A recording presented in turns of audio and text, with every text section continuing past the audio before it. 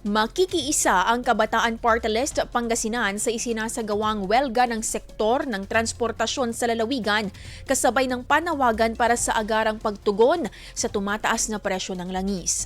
Ayon sa grupo, ang laban ng mga tsuper ay laban din ng mga estudyante at pamilyang Pilipino na apektado ng sunod-sunod na pagtaas ng presyo ng krudo. Nakilahok din ng ilang kabataan sa mga aktibidad gaya ng pamumulyeto upang ipakita ang suporta sa sektor ng transportasyon.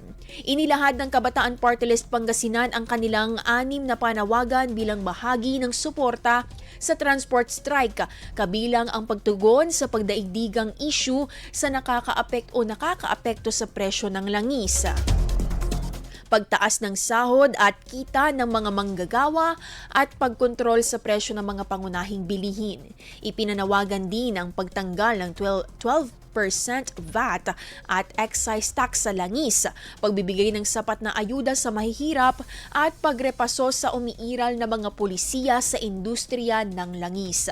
Hinihikayat ng grupo ang publiko, lalo ang mga estudyante at mamamayan ng lalawigan na makiisa sa welga at suportahan ang sektor ng transportasyon sa kanilang panawagan para sa makatarungang presyo ng krudo at kabuhayan.